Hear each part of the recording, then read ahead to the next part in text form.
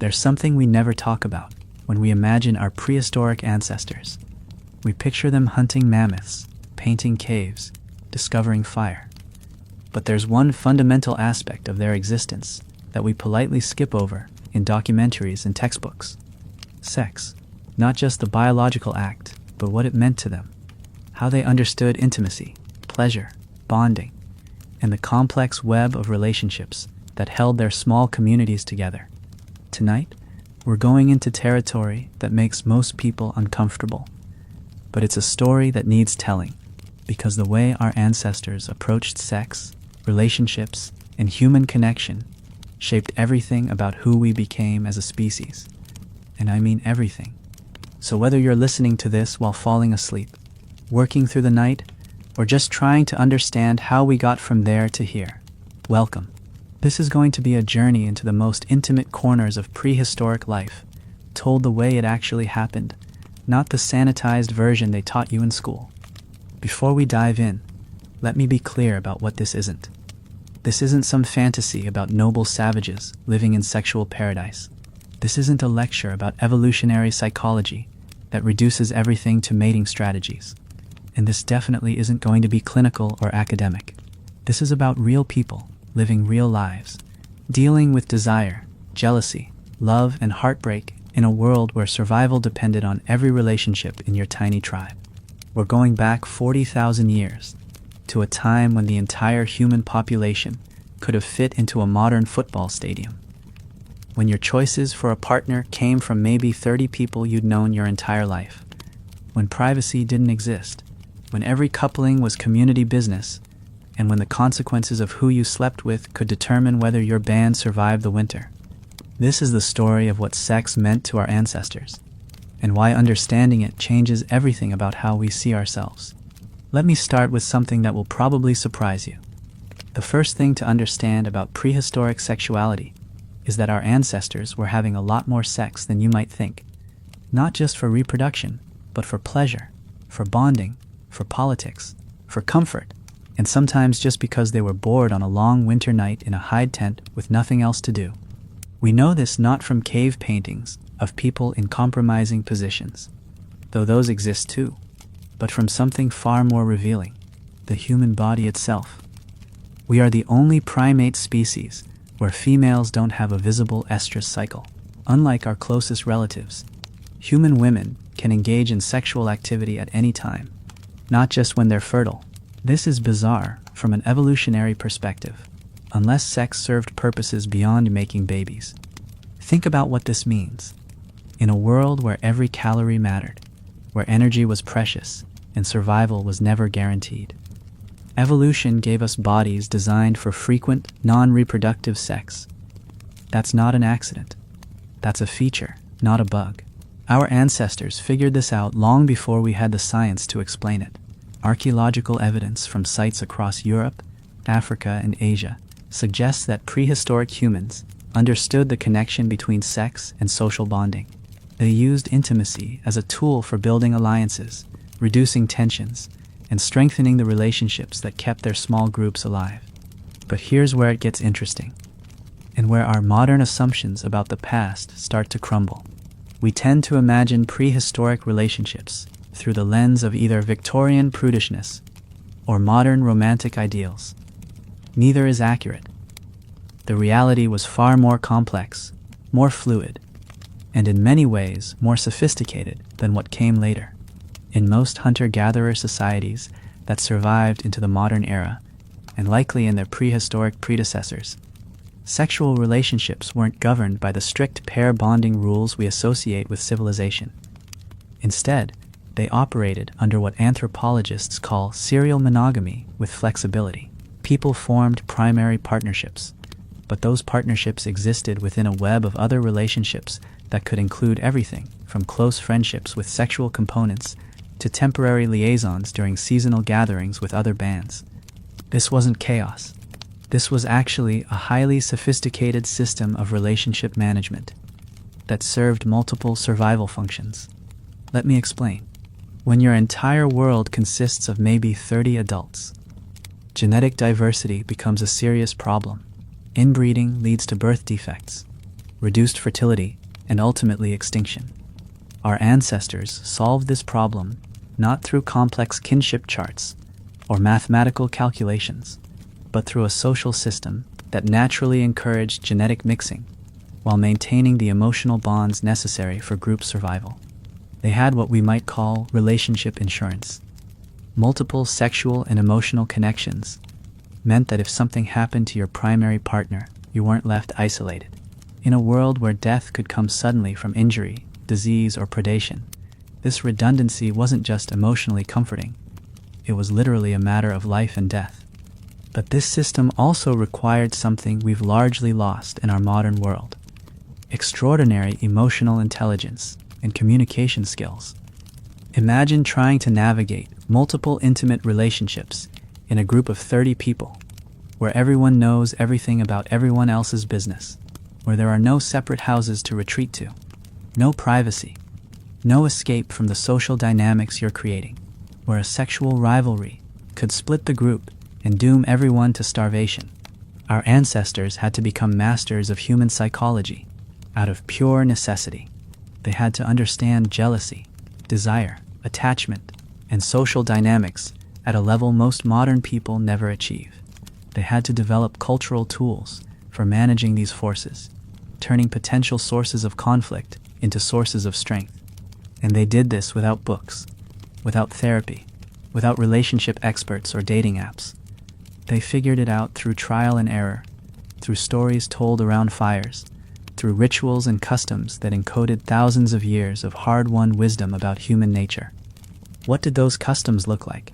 That's where the archaeological record gets frustrating, because the most important parts of their sexual culture were probably never written down, never carved in stone, never preserved in any form we can recover. They lived in voices, in songs, in the subtle social cues that governed who could approach whom, and when and how. But we can piece together fragments. Venus figurines, those small carved female forms found across Paleolithic Europe, weren't just fertility symbols. Many show signs of having been handled repeatedly, worn smooth by countless touches. They were likely tools for discussing sexuality, for teaching young people about bodies and desire and the mysteries of reproduction. Cave paintings from France to Australia include explicit sexual imagery, but not in the way you might expect.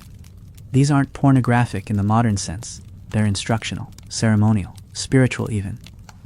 Sex wasn't separate from the sacred for our ancestors.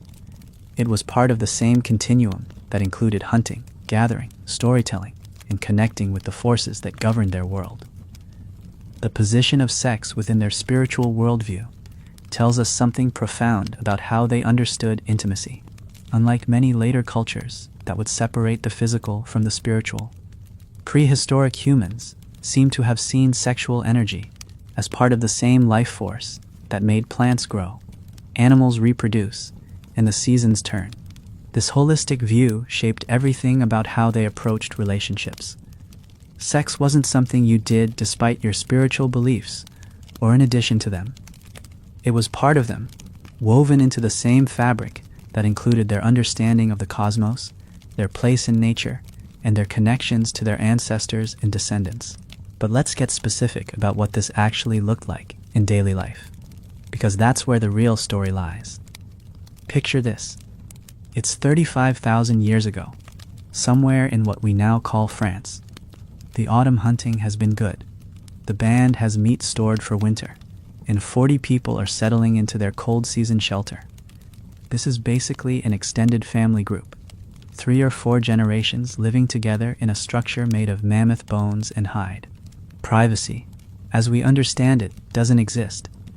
The shelter is divided into areas by hanging skins, but sound travels. Everyone knows when anyone else is having sex, just like everyone knows when someone is sick, when someone is grieving, when someone is angry. Intimacy happens within this context of complete social transparency. But this doesn't mean it's crude or unrefined. If anything, the lack of privacy demands more sophistication, not less. There are subtle signals, understood by everyone, about when certain areas are off limits. There are times when the community creates space for couples, by focusing attention elsewhere. There are ways of communicating desire, availability, and boundaries that don't require words. The older women in the group, the grandmothers, who have lived through decades of these dynamics, serve as informal relationship counselors. They know which personality types clash and which complement each other. They know the family histories that make certain pairings genetically problematic. They know how to redirect sexual tension when it threatens group harmony. Young people coming of age receive guidance not just about the mechanics of sex, but about its emotional and social dimensions.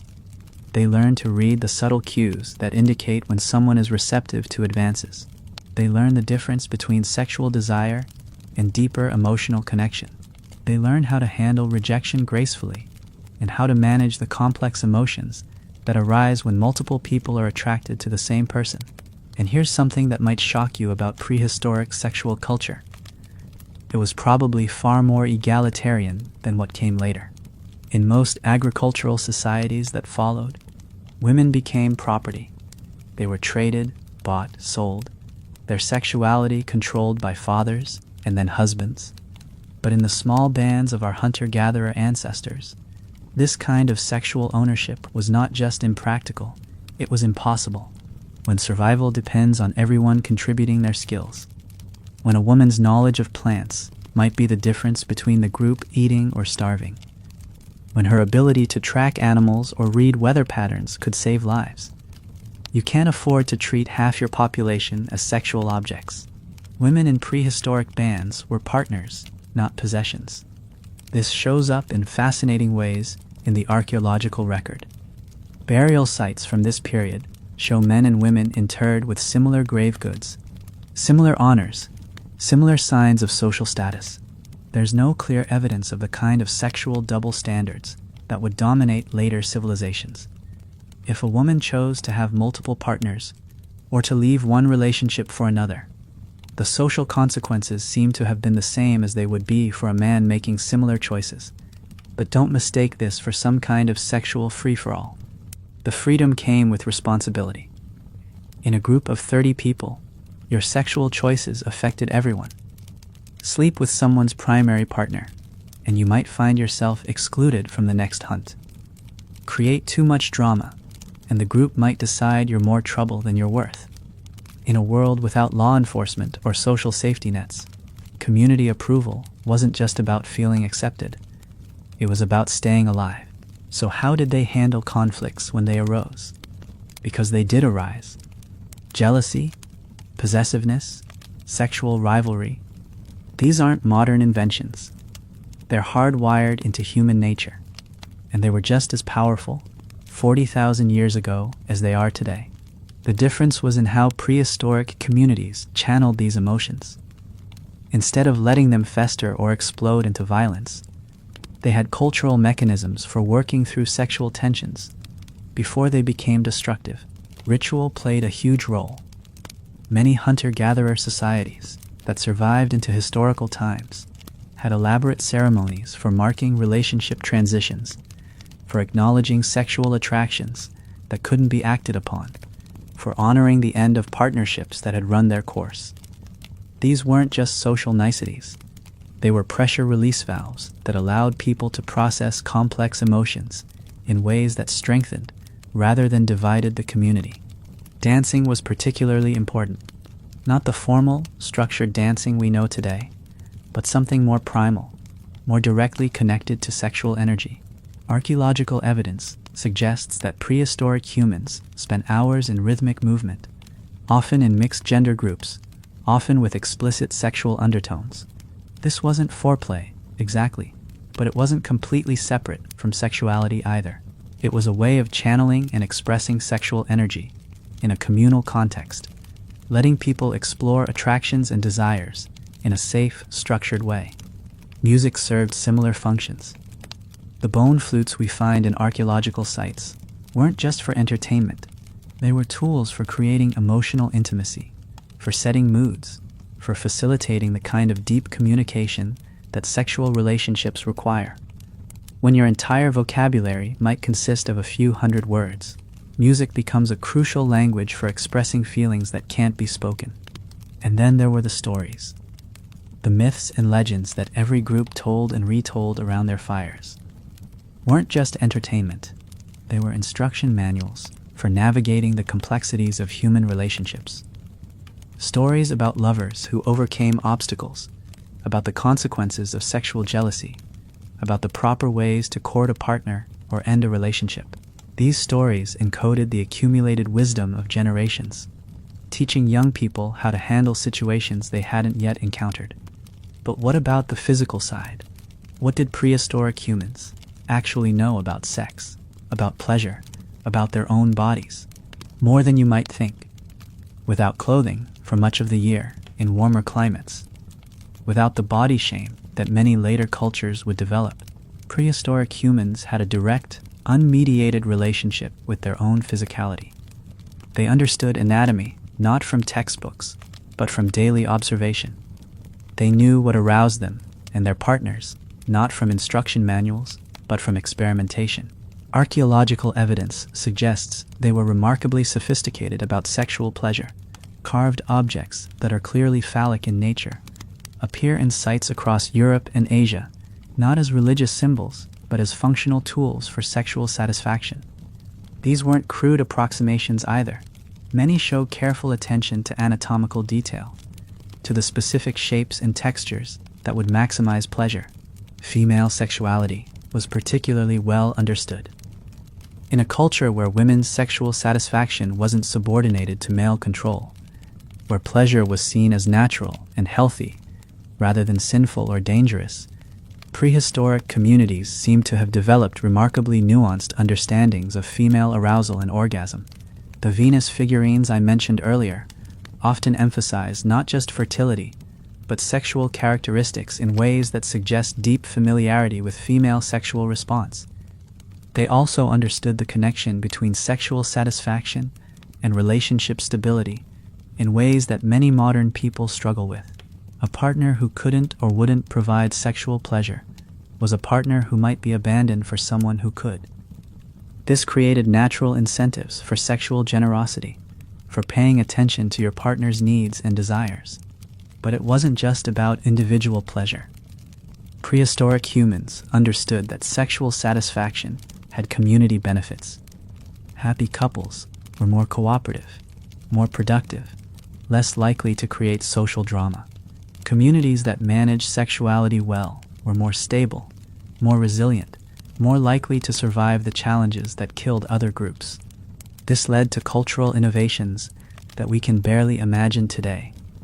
Techniques for extending sexual pleasure, for managing sexual energy over long periods, for using sexuality to heal emotional wounds and strengthen social bonds. Knowledge that was passed down through generations, refined through countless experiments, integrated into the fabric of daily life. And what about conception? How did our ancestors understand the connection between sex and pregnancy? This is one of the great mysteries of prehistoric life. Most hunter-gatherer societies that survived into historical times had remarkably sophisticated understandings of reproduction, contraception, and family planning. They knew which plants could prevent pregnancy, which sexual positions were more or less likely to lead to conception, how to time sexual activity to increase or decrease the chances of having children. Did prehistoric humans have similar knowledge? The archaeological record suggests they did. Analysis of skeletal remains shows that prehistoric women typically had fewer children than would be expected from unrestricted fertility. This could be due to nutritional factors, but it could also indicate deliberate family planning using methods that left no archaeological trace. Plant knowledge was incredibly sophisticated in prehistoric societies. They knew which roots would induce vomiting to treat poisoning, which leaves would reduce fever, which barks would ease pain. It would be surprising if this pharmacological knowledge didn't extend to reproductive control.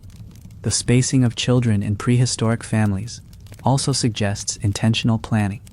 Archaeological evidence indicates that most prehistoric women waited 3 to 4 years between children, despite being sexually active throughout that period. This spacing would maximize child survival, while minimizing the burden on mothers who needed to contribute to group survival activities. But family planning wasn't just about individual choice. In small bands operating at the edge of survival, every pregnancy was a community decision. Too many children, too quickly, could overwhelm the group's resources. Too few children could threaten the group's future. Sexual activity had to be balanced against these larger considerations. This created a complex web of social pressures around sexuality. Individual desire had to be weighed against community needs. Personal pleasure had to be balanced against reproductive consequences. Sexual relationships existed within a framework of collective responsibility that most modern people would find suffocating. Yet within these constraints, prehistoric humans seem to have found ways to maintain rich, satisfying sexual lives. They developed cultural mechanisms for channeling sexual energy in socially beneficial ways. They created rituals and customs that honored both individual desire and collective needs. They built relationship systems that were simultaneously more restrictive and more permissive than anything we know today. The key was integration. Sex wasn't compartmentalized, separated from the rest of life the way it often is in modern societies. It was woven into work, into spirituality, into social organization, into the basic structure of daily existence. This integration created a sexual culture that was both deeply personal and thoroughly communal, both intensely private and completely transparent. And here's what might be the most important thing to understand about prehistoric sexuality. It worked. These relationship systems sustained human communities for hundreds of thousands of years. They created the social bonds that allowed our species to survive ice ages, volcanic winters, and countless other catastrophes that could have driven us extinct. The sexual culture of our ancestors wasn't perfect. It had its own forms of suffering, its own limitations and injustices, but it was sustainable in ways that many modern approaches to sexuality are not. It created stable communities, healthy relationships, and satisfied individuals within the constraints of a world where every choice had life or death consequences. Understanding this prehistoric sexual culture doesn't mean we should try to recreate it. We live in a different world with different challenges and opportunities, but it does mean we should take seriously the possibility that our ancestors understood things about human sexuality that we've forgotten or never learned. They understood that sex is fundamentally social, that individual pleasure and community stability are connected, that sexual satisfaction requires emotional intelligence and communication skills that have to be learned and practiced. They understood that sexuality is part of a larger web of relationships that includes everything from economic cooperation to spiritual connection. Most importantly, they understood that sexual culture isn't natural or inevitable. It's created, maintained, and constantly recreated through the choices individuals make within the constraints of their circumstances. The way we approach sex, relationships, and intimacy today is just one possibility among many. It's not the culmination of human progress or the natural result of evolution. It's just what we've chosen, often without realizing we were choosing. But to really understand what sex meant to our prehistoric ancestors, we need to look at specific moments, specific situations where these abstract principles played out in real human lives. Picture this scene, somewhere along the coast of what we now call Southern Africa. Maybe 30,000 years ago, the winter rains have filled the rivers, the shellfish beds are rich with food, and 3 separate bands have come together for their seasonal gathering. This happens every year, when the harsh inland winter drives scattered groups to the more hospitable coast. For a few months, maybe 150 people will camp together, sharing resources, trading tools, and most importantly, finding partners outside their own small family groups. This is where the real sexual politics of prehistoric life played out. Not in the daily routines of the small band, where everyone knew everyone else's business and relationships were stable and predictable, but in these larger gatherings, where young people might meet potential partners they'd never seen before, where established couples might discover new attractions, where the careful social balance of the smaller groups could be disrupted by the excitement and possibilities of a larger community.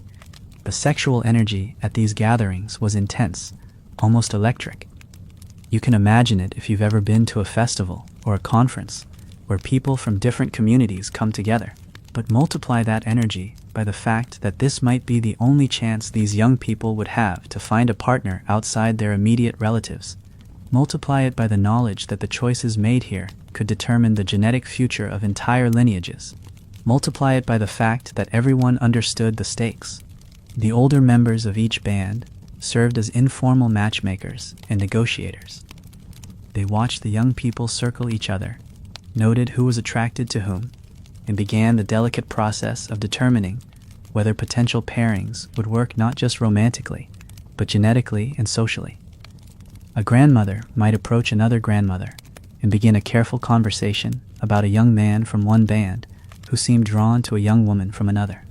These negotiations were incredibly sophisticated. They had to balance individual attraction with genetic compatibility, personal chemistry with social alliance, immediate desire with long-term consequences. And they had to do it all while managing the complex emotions of young people experiencing intense attractions they might never have felt before. The actual courting process was equally complex. It wasn't enough for two people to be attracted to each other. That attraction had to be expressed in ways that honored the social structures of both their bands. There were proper approaches, correct sequences of interaction, ways of signaling interest that wouldn't cause offense or create obligations that couldn't be fulfilled. Music played a crucial role in this process.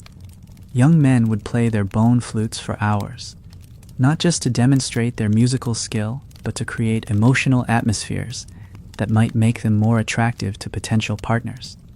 The melodies they played told stories about their hunting prowess, their spiritual insights, their capacity for tenderness or passion. Young women would respond with their own forms of musical expression, often involving rhythmic chanting or percussion that created opportunities for the kind of synchronized movement that builds intimacy. Dancing was even more direct. The communal dances that happened at these gatherings weren't just entertainment. They were elaborate courtship rituals that allowed people to assess each other's physical capabilities, emotional expressiveness, and sexual energy. The dances created opportunities for brief physical contact, for eye contact, for the subtle communication of desire and availability that had to happen before any more direct approach could be made. But here's what made these prehistoric courtship rituals so different from anything we know today. They were completely transparent.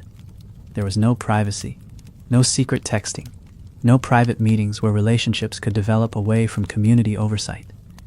Every attraction, every approach, every rejection happened in full view of people who had strong opinions about whether it was a good idea. This transparency served important functions. It prevented misunderstandings that could lead to conflict.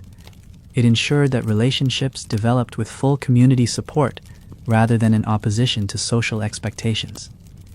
It protected young people from making choices they weren't emotionally ready for, or that could have negative consequences they hadn't considered. But it also created its own pressures. Imagine trying to navigate the early stages of attraction, when every glance, every smile, every moment of connection is being observed and interpreted by dozens of people who all have opinions about what you should do. Imagine the performance anxiety, the self-consciousness, the difficulty of being authentic when authenticity itself becomes a public act. Our ancestors developed remarkable skills for managing these pressures. They learned to communicate desire and interest through incredibly subtle signals that could be read by their intended recipients but might be invisible to casual observers. They developed ways of creating moments of relative privacy within the completely public context of band life. They learned to use the group activities, the communal work and celebration, as cover for the more intimate communications that relationships require. They also developed cultural mechanisms for handling the inevitable rejections and disappointments. Not everyone who felt attraction would have it returned. Not every mutual attraction could be acted upon due to genetic or social constraints. Not every promising beginning would develop into a lasting relationship. The community had ways of helping people process these disappointments without losing face or creating lasting resentments. Ritual played a crucial role here.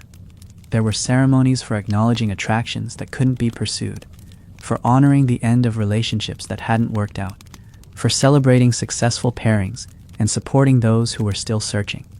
These rituals gave people ways to express and process the complex emotions around sexuality, without those emotions disrupting the social fabric of the community. The sexual education that happened at these gatherings was also remarkable. Young people who had reached physical maturity but had limited sexual experience were guided by older community members who had decades of experience managing relationships and sexuality. But this wasn't clinical instruction. It was woven into stories, songs, jokes, and casual conversations that happened around the fires in the evening. The older women, in particular, served as repositories of sexual knowledge. They understood the physical aspects of sexuality, the emotional dimensions, and the social consequences. They knew which approaches worked and which led to problems.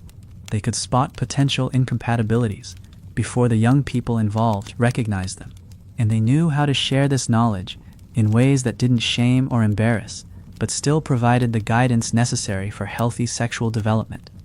The older men played similar roles, but their focus was often more on the emotional and social aspects of sexuality.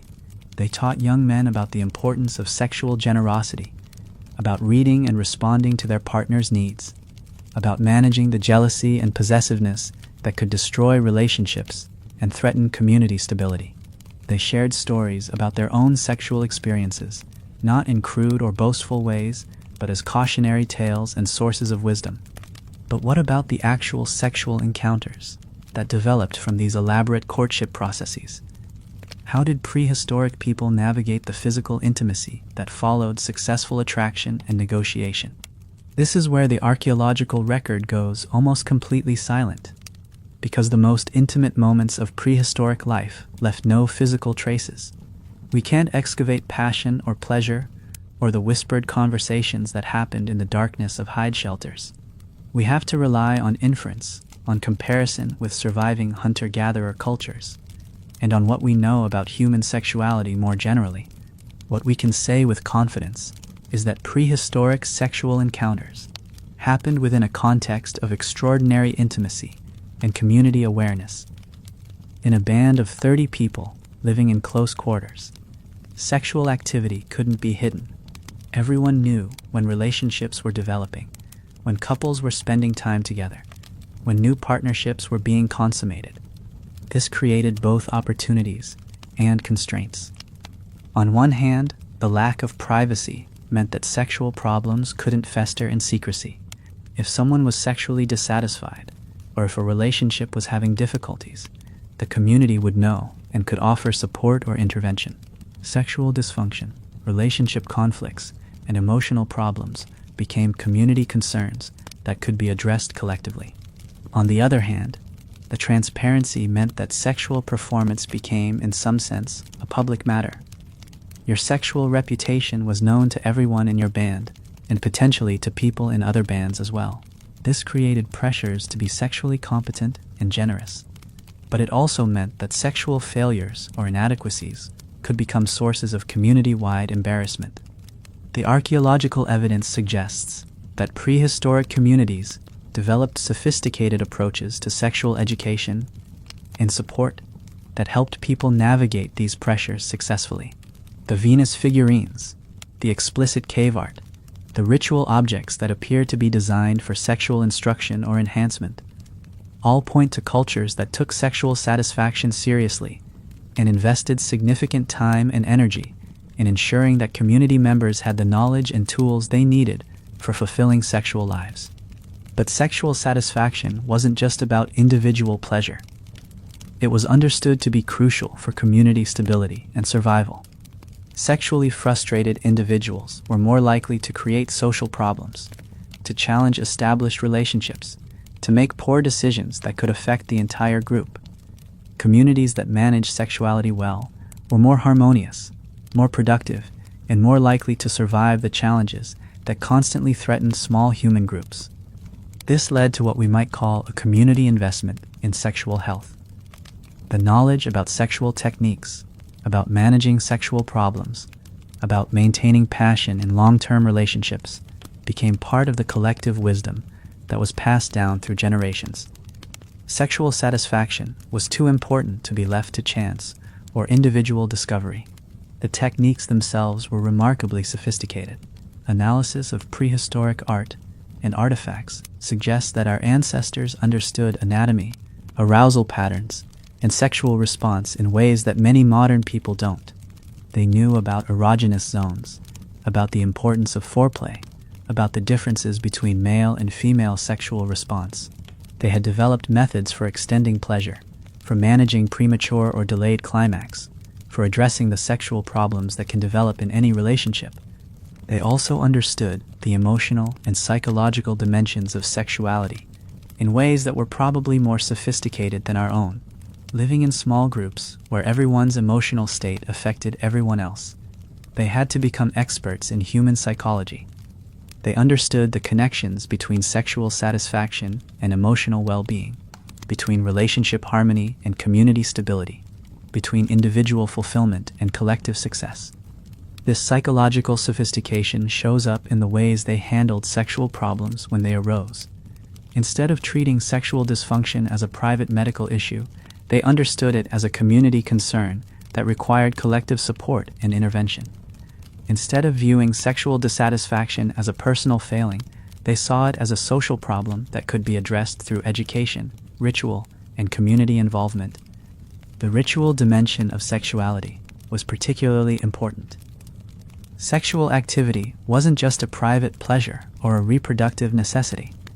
It was understood to be connected to the larger spiritual and cosmic forces that govern their world. Sexual energy was seen as part of the same life force that made plants grow, animals reproduce, and the seasons change. Sexual satisfaction was connected to spiritual well-being, to the health of the community, and to the favor of whatever forces they believed controlled their survival. This spiritual dimension of sexuality created opportunities for addressing sexual problems through ritual and ceremony, rather than just through practical intervention. If a couple was having sexual difficulties, the community might organize ceremonies designed to restore their sexual harmony. If someone was having trouble finding a sexual partner, there might be rituals designed to enhance their attractiveness or remove whatever obstacles were preventing successful relationships. These rituals weren't just symbolic. They were practical interventions that addressed the psychological and social dimensions of sexual problems. They created opportunities for community support, for the sharing of knowledge and advice, for the kind of focused attention that can help people work through sexual difficulties. They transformed private problems into community projects, ensuring that no one had to struggle with sexual issues in isolation.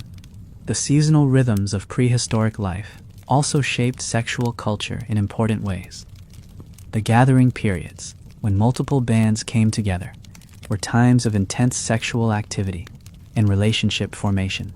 But the long winter months, when small groups were isolated and resources were scarce, required different approaches to sexuality.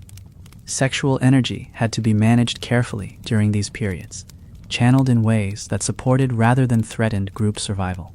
Winter sexuality was probably more focused on bonding and comfort than on passion and excitement.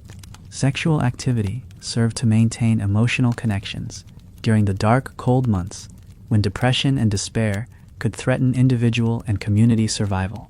It provided physical warmth in shelters that were barely adequate protection against the elements. It created opportunities for the kind of intimate communication that helped people process the stresses and fears that came with living at the edge of survival. The knowledge of how to maintain sexual satisfaction during these difficult periods was probably one of the most important survival skills our ancestors possessed. Sexual dissatisfaction during the long winter months could lead to relationship breakdown, community conflict, and ultimately death. Sexual satisfaction, on the other hand, could provide the emotional resources necessary to survive until spring returned and life became easier again. This seasonal approach to sexuality required remarkable flexibility and adaptability. The same people who engaged in elaborate courtship rituals and passionate encounters during the summer gatherings had to be able to shift into more subdued, supportive sexual patterns during the winter survival periods. They had to understand sexuality not as a constant drive that demanded immediate satisfaction, but as a complex force that could be channeled and managed in service of larger survival goals. The archaeological records suggest that our ancestors were remarkably successful at this kind of sexual management. The evidence for community stability, for successful reproduction across multiple generations, for the maintenance of genetic diversity despite small population sizes, all points to sexual cultures that were both satisfying to individuals and beneficial to communities. But perhaps the most remarkable thing about prehistoric sexuality was its integration with every other aspect of life. Sexual relationships weren't separate from economic cooperation, from spiritual practice, from artistic expression, from the daily work of survival. They were woven into the fabric of existence in ways that created coherent, meaningful lives, where individual desires and community needs were aligned rather than in conflict. This integration created a sexual culture that was simultaneously more restrictive and more permissive than anything we know today. More restrictive because individual choices had to be balanced against community needs and survival requirements. More permissive because sexuality was seen as natural, healthy, and necessary rather than as something to be controlled, suppressed, or separated from the rest of life. Understanding this prehistoric approach to sexuality doesn't provide easy answers for modern sexual problems. We live in a different world with different opportunities and constraints. But it does suggest that the sexual difficulties many people experience today may be partly due to the fragmentation and isolation of sexuality from other aspects of life, rather than to fundamental problems with human sexual nature itself. Our ancestors created sexual cultures that worked within the constraints of their world. The challenge for us is to create sexual cultures that work within the constraints of ours, learning from their example while adapting to our own circumstances. The story of what sex meant to our prehistoric ancestors is ultimately a story about the human capacity to create meaning, connection, and satisfaction even under the most challenging conditions. And that capacity, at least, we share with them completely.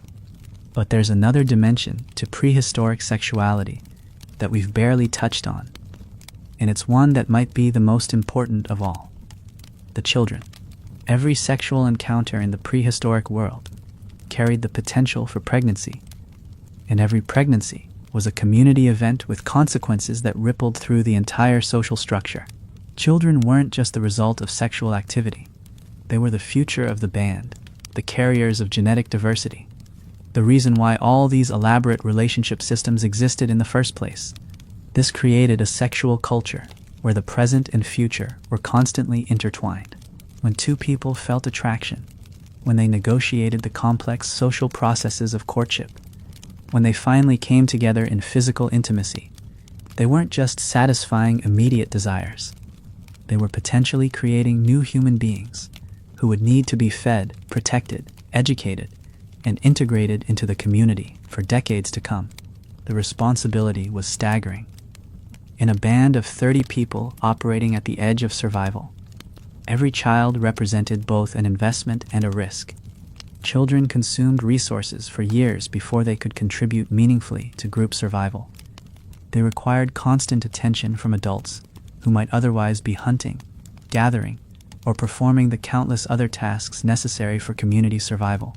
They were vulnerable to disease, injury, and predation in ways that could devastate their families emotionally, even when the community survived physically. But children were also hope. They were the continuation of genetic lines, the preservation of knowledge and culture, the possibility that the band would survive beyond the current generation.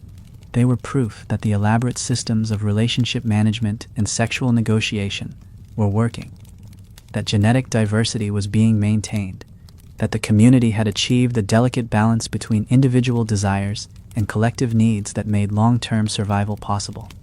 This dual nature of children, as both burden and blessing, shaped every aspect of prehistoric sexual culture. It meant that sexual decisions couldn't be made lightly or purely on the basis of immediate attraction. They had to be weighed against questions of genetic compatibility, social support, resource availability, and the long-term needs of the community. The archaeological evidence suggests that our ancestors were remarkably thoughtful about these considerations. Child spacing, as I mentioned earlier, was carefully managed to ensure that mothers weren't overwhelmed by the demands of multiple young children simultaneously. Birth timing was often coordinated with seasonal cycles, so that children would be born during periods when food was abundant and the community had the resources to support new mothers and infants. But the community responsibility for children went far beyond birth timing and resource management. In most prehistoric bands, children belonged not just to their biological parents, but to the entire community. Everyone had a stake in their survival and development. Everyone contributed to their education and socialization. Everyone suffered when they died and celebrated when they thrived. This communal approach to child rearing had profound implications for sexual culture. It meant that sexual relationships weren't just about the individuals involved, but about their capacity to produce and raise children who would strengthen rather than burden the community. Sexual attraction had to be balanced against parenting potential. Physical compatibility had to be weighed against emotional maturity and social responsibility.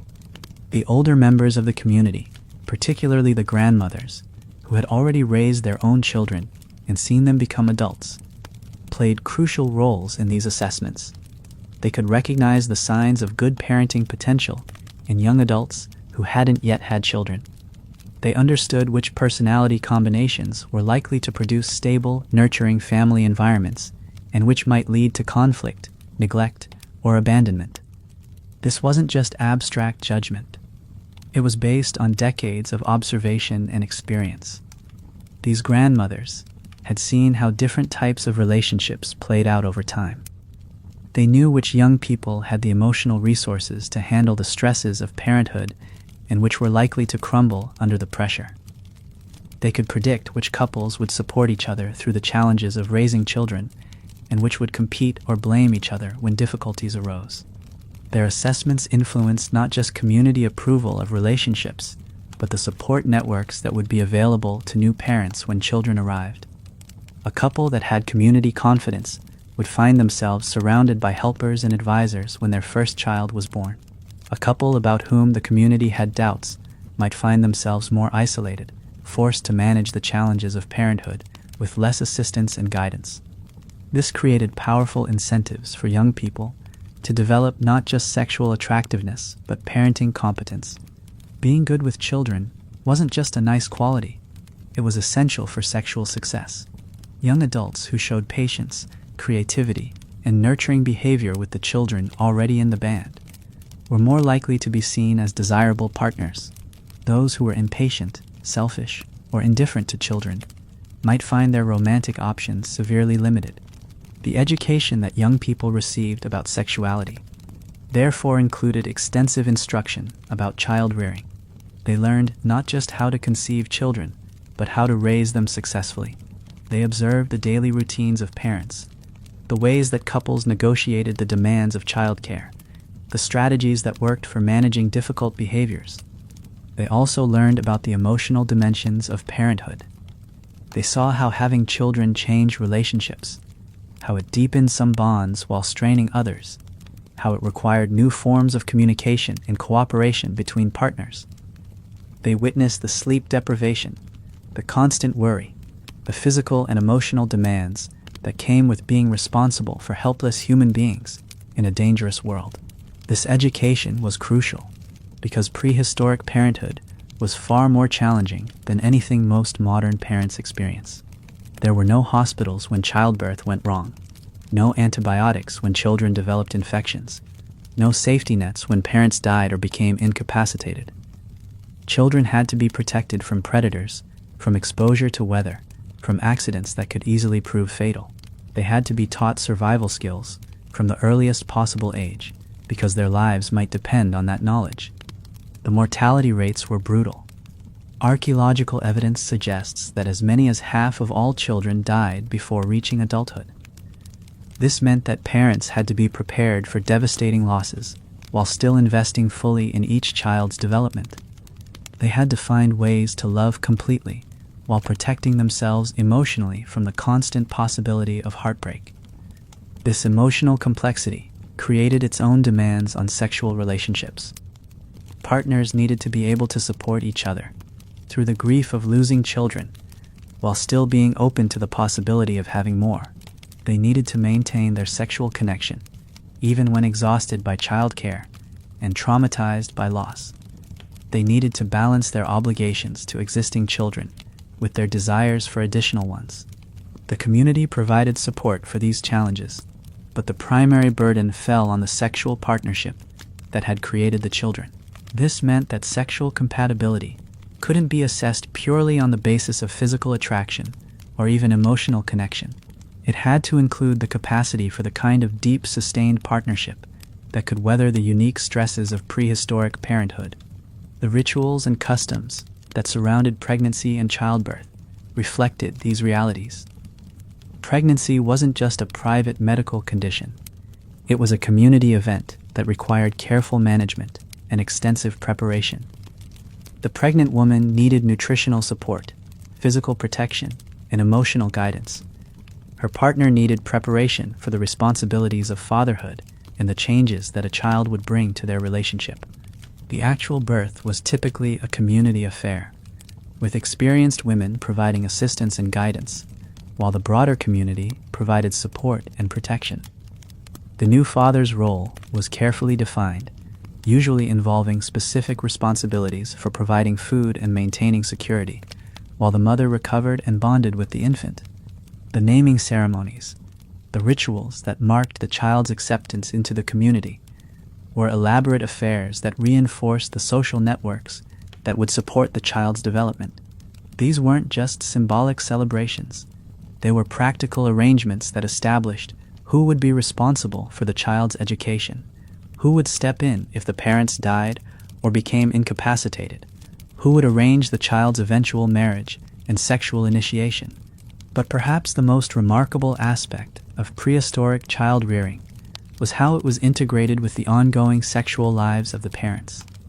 Unlike many later cultures that would see motherhood as incompatible with sexuality, prehistoric communities seem to have understood that parents needed to maintain their sexual relationships in order to provide stable, nurturing environments for their children. This required sophisticated management of sexual energy and attention. New mothers needed time to recover from childbirth and establish breastfeeding, but they also needed to maintain their emotional and physical connections with their partners. New fathers needed to provide support and protection for their families, but they also needed to continue contributing to community survival activities that might take them away from home for extended periods. The community developed customs and practices that supported these complex needs. Other women would help with childcare to give new mothers time for rest and intimate connection with their partners. Other men would share hunting and gathering responsibilities to allow new fathers more time with their families. The entire community would adjust its rhythms to accommodate the needs of new parents while maintaining the activities necessary for group survival. This integration of sexuality and parenthood created family structures that were remarkably stable despite the harsh conditions of prehistoric life.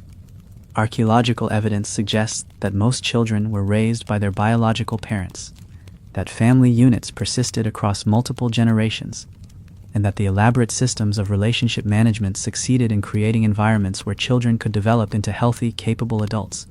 But the success of these systems depended on more than just good intentions and community support.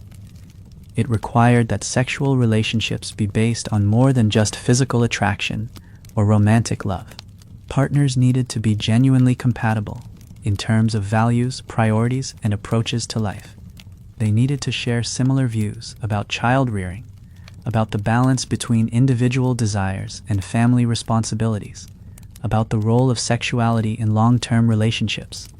This meant that the courtship processes I described earlier weren't just about assessing physical compatibility or short-term attraction.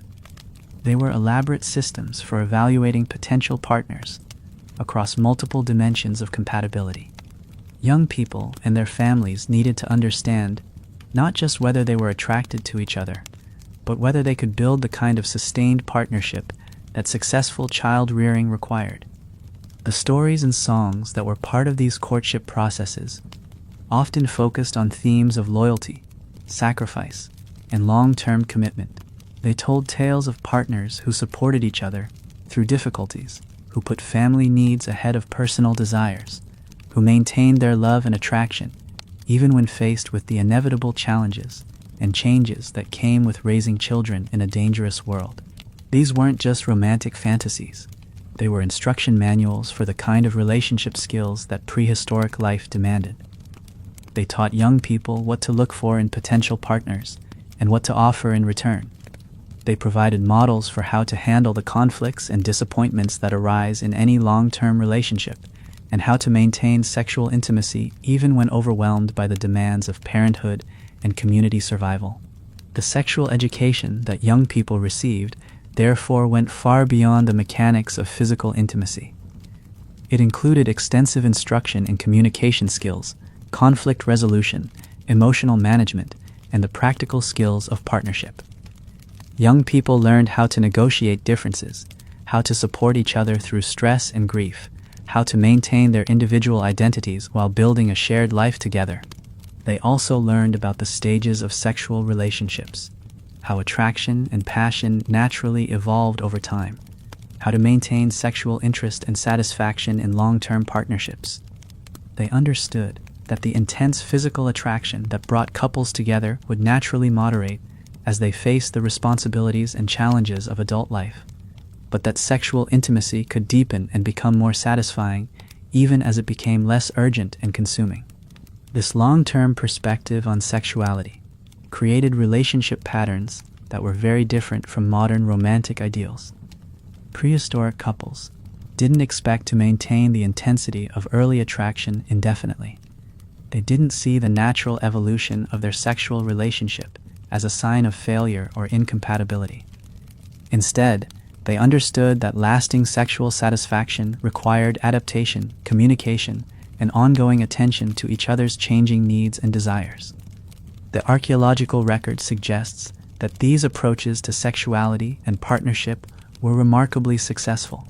Despite the enormous challenges of prehistoric life, most adults seem to have maintained stable sexual relationships over extended periods. Family structures persisted across generations. Children were successfully raised to adulthood and integrated into the community as contributing members.